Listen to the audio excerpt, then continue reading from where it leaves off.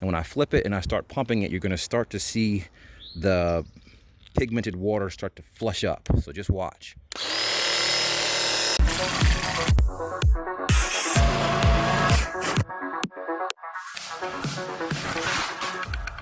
What's going on, folks? Ken here with Renos for Pros and Joes, back with another renovation and remodeling how-to video. I recently did a video called how to use a handheld paint sprayer, and I'm back with the second installment of that video to show you how to clean a handheld paint sprayer. And the main reason why I wanted to make this video is that a lot of people may be on the fence about purchasing these type of units, and it's important to know what type of maintenance is going to be involved with this type of product. And so I've made this video giving you a step-by-step process on how to take everything apart and clean it out, and this is going to be the regimen that you'd use every single time that you're going to use this paint sprayer. And you don't want to leave paint in it under any circumstances. If you've used an airless paint sprayer, the standard type that has the hose and everything on it, it can be very tempting to leave paint in that paint sprayer for short periods of times. If you break down for lunch, or even in some instances I've seen guys leave paint sprayers loaded with paint overnight if they think they're going to be back early in the morning to begin again. You do not want to do that with this type of paint sprayer, because the pump on this thing is not nearly as forgiving as one in a full-size sprayer. So let's go ahead and kick this video off, and I'm going to get into it. Enjoy.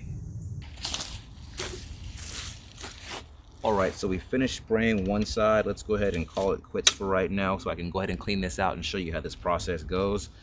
First thing I'm going to do is disconnect this just for a second, and then we'll disconnect this, turn that upside down, kind of keep trash off of it, and then we'll unscrew these two pieces like so.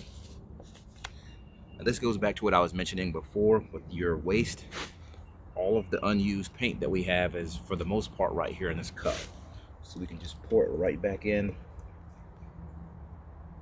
to our paint can because it's unused.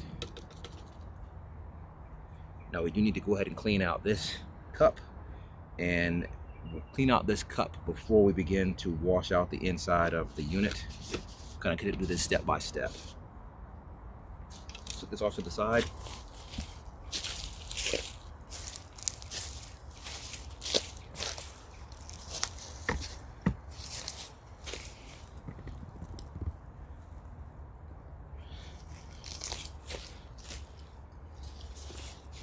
So we'll unscrew our top here. We're just going to hose this out.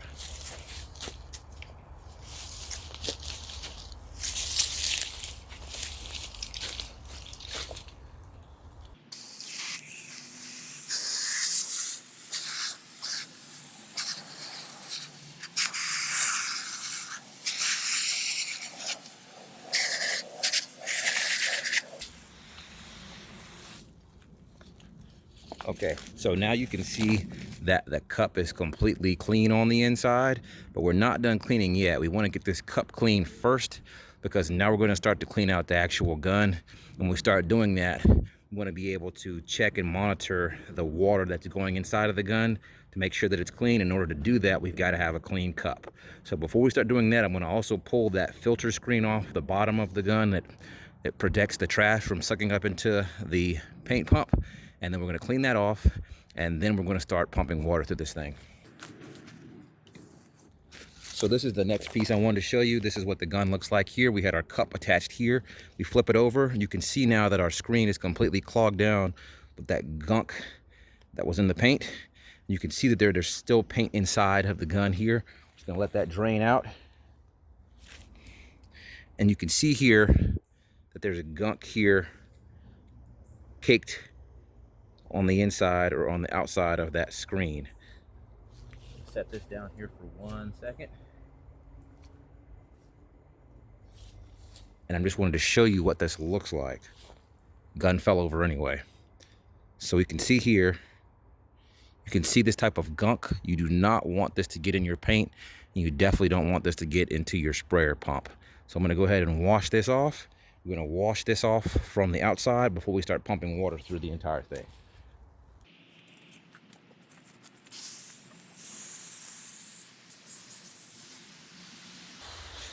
Hopefully you can see through this Thus far in this process, you can see why these tools get completely caked down with paint.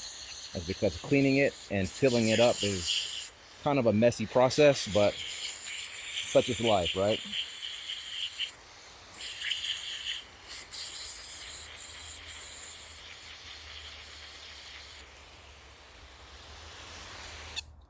So now we've got that cleaned off, and I wanted you to see what it looks like. Now remember that we're painting with that gray stain, and so what we see here are stains from previous uses, we'll say from other people using it, not me, right? And so we can see that that's not gray. We've got kind of a tan streak right there, and then we've got some white paint but no gray paint. And so we've got this as clean as we can get it. Now let's go ahead and try to flush out some of that paint on the bottom of that unit.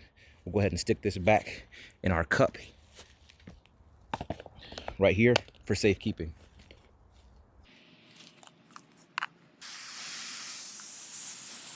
You can also turn our pressure down here on our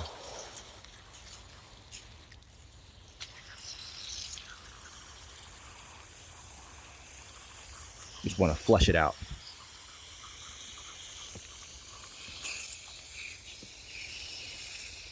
And I just flush right here until the water runs clean. Does not mean the unit is clean, but we're just going to try to get out any of the loose paint that's easy to clean out here before we start running water through the entire unit. Kind of just keep flushing this out, keep flushing it and just watching it. You can see that water still coming out white and creamy, so we know that there's a lot of paint in there still.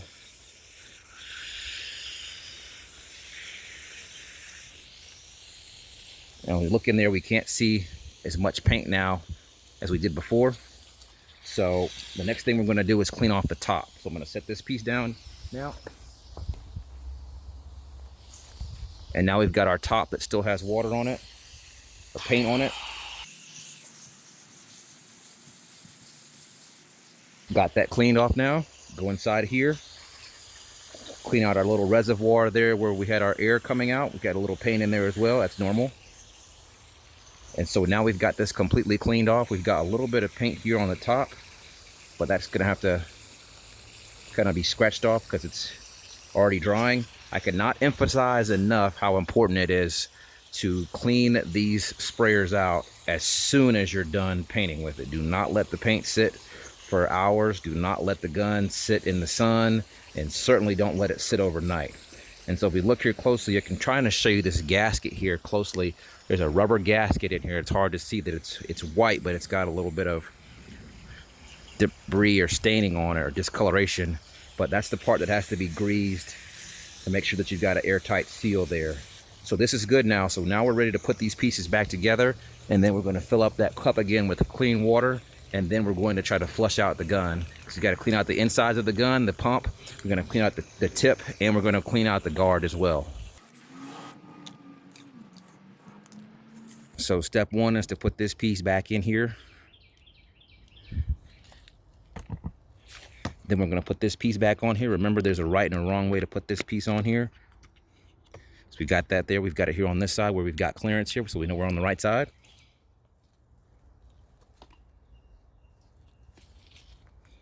Then we'll take our cup here and fill it up. Turn my pressure down here.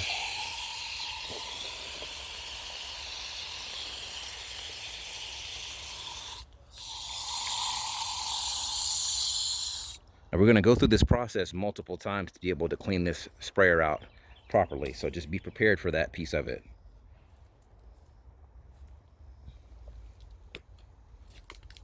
So we've got our cup on there. We're going to turn our sprayer upside down here. We're going to set it to prime. Of course, we need to plug it in first, right?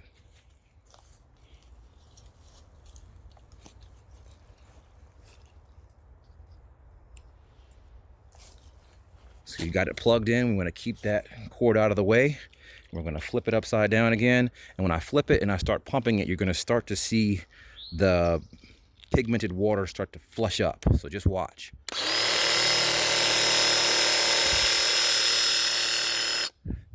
You see that water turn gray there? Hopefully you're able to see that. The water is very gray now. That means that we're getting some of that paint out of that pump. Now we'll flip it over and kind of spray out some.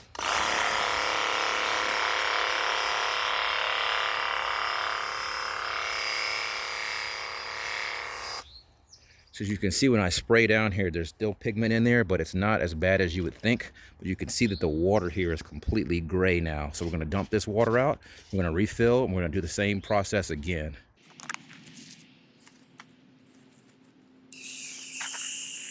Make sure we're rinsed out here good. Now for these phases, you see that I'm only taking off the cup now. I'm not taking off the top of the cup, leaving that intact or attached as we're doing all of our rinsing. I also want to point out that the other pieces that we want to be concerned with is getting paint off of the guard and getting paint off of this tip here. Now for this, we can take this out. Typically you would take this out and submerge this in some water to rinse it out. We're going to get to that here in a second, or drop that in a bucket of mineral spirits. We're going to go ahead and continue this process. So we've got it here. You can see this. Hopefully you can see this again this time. We're going to do the exact same thing. I'm going to flip the unit over. I'm going to put it here in prime. You can see that we're leaking some water out this time, and I'm going to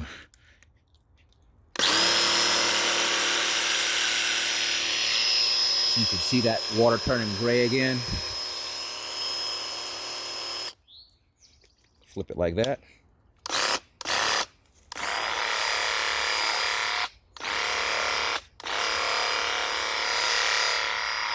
So hopefully you can see that it's shooting out more clear now. The water does not have that same gray pigment as heavy as it had before.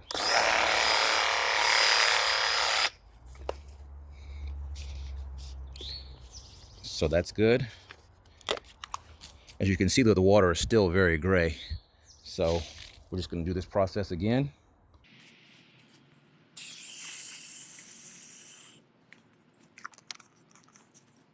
As you can see, clean water, right? We flip it over, and then we're going to hit that prime. We're going to flip this back to prime again. There. The water's cloudy again. But if you notice, it's cloudy again, but it's not nearly as gray as it was the other two times. So you can see that we're gradually getting cleaner here. So we're on the right track and we're moving forward.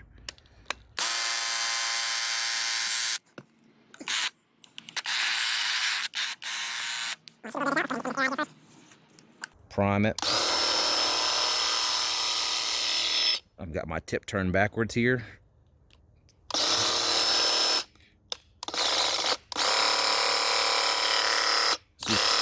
So you can see that it's shooting in that straight line. That means we've got it reversed because it's not shooting in a fan spray pattern.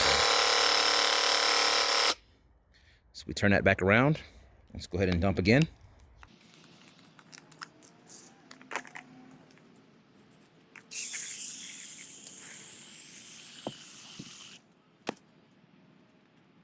We'll go ahead and fill up again. Tie it down there. Let's get that air out of there again. Cap it. Flip it. Put it in prime. You can see there that water's staying relatively clear now. You can still see that filter cap right there. So we can see the water's not getting nearly as dirty as it was before. So we're much cleaner now.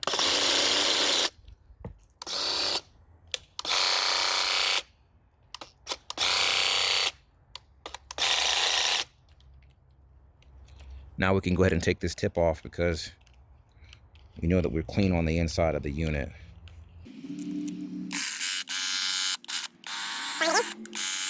So you can see here, we can still see the water is relatively clear. You can see there, you can still see the bubbles and everything, and I'm gonna pull the top off. See, when we're cleaning off this, we've got the entire guard off now. A lot of times you'll have paint down in here. You're gonna have to take this off to clean down in there. This is relatively clean. And then when we take this off, I'm gonna look here at the front and back of our tip here. A lot of times you'll have paint here, and you'll have paint here around on the front of it. This is relatively clean. I'm gonna hose this off, and I'm still gonna drop this in some mineral spirits just to be on the safe side. And then if we look down in here, you can see a little bit of paint. It's difficult to see on this guard because it's gray and the paint that we're using is gray. But you can see here that this is a piece of, this is metal here. So if I scrape this metal, you can see that it's got gray paint on it. Hopefully you can see that. So it still has to be cleaned a little bit.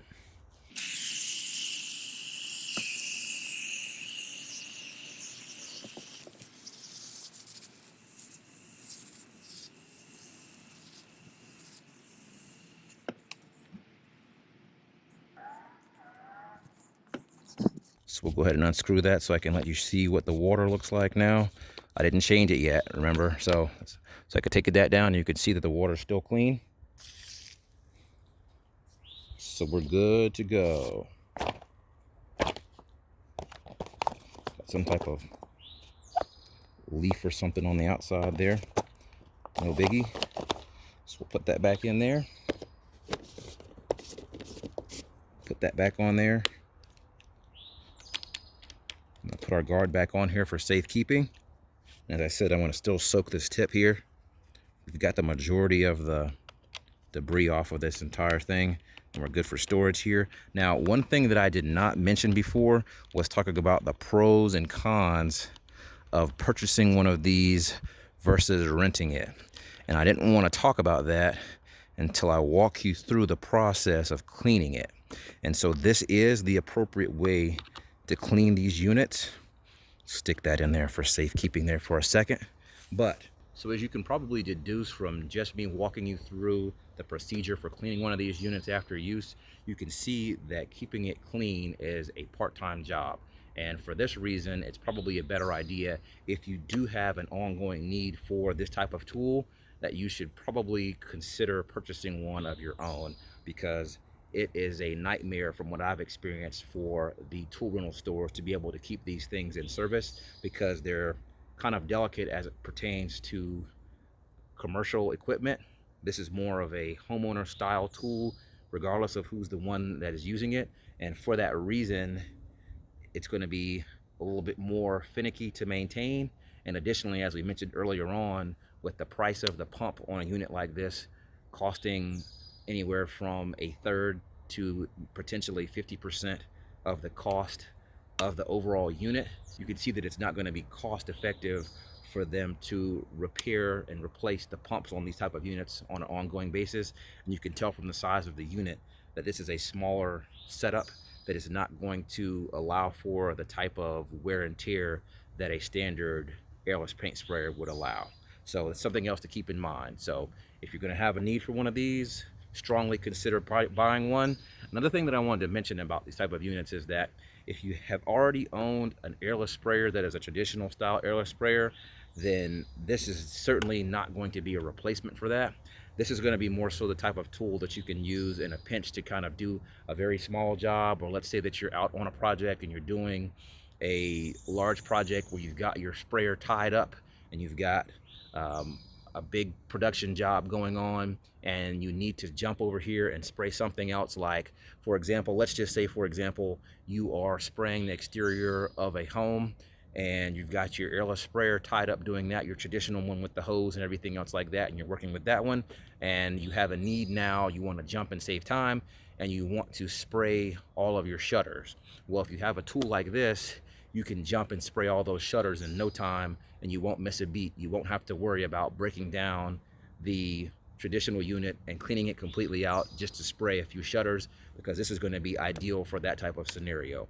So just think strongly about how you would use this type of unit, and then determine whether or not it makes sense for you to purchase one of these or just to go ahead and invest in a traditional paint sprayer. So hopefully you guys found this video informative. Don't forget to like, comment, and subscribe, and don't beat me up for my paint job back here on my OSB too bad. See you guys on the next one.